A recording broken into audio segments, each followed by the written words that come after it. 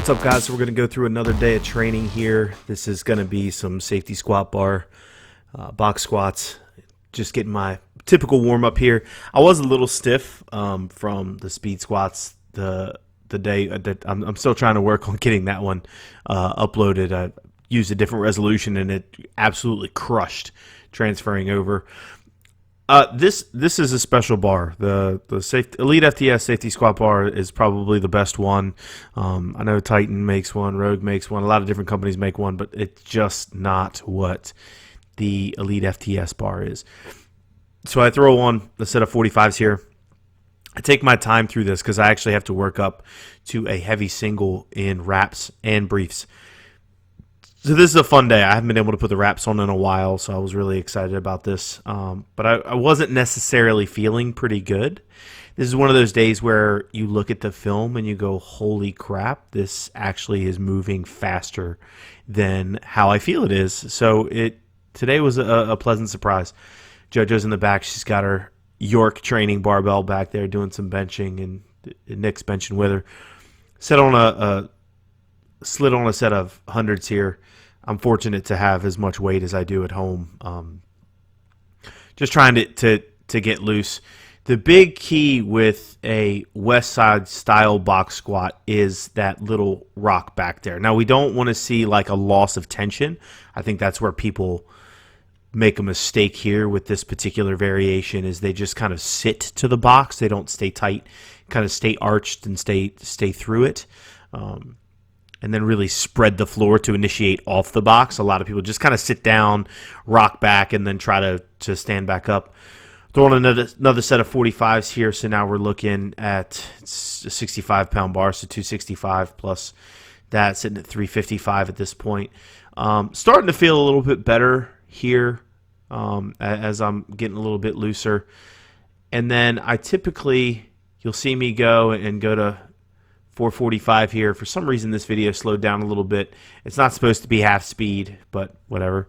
And this is my last set raw. So after this, I go ahead and put my briefs on. I spared filming or actually putting that on here. You see me do my little shimmy. But this is the last set, and you'll actually see I go ahead and throw the briefs on and take 445 again, and you'll see how the briefs actually deviate me out. I think one thing that people don't really anticipate when they start looking at training and equipment or using the equipment is that it will throw you into the path of least resistance. So you'll see me get a little bit more forward with my knees than I had been in the previous sets, and you'll see me as I sit down. You see those knees kind of drive forward, and it doesn't really want me to sit back into it super hard. That is where you get the spring and the assistance from. You have to push into those particular spots in the equipment to get the benefit. So now we go up to 545 here. Felt pretty good.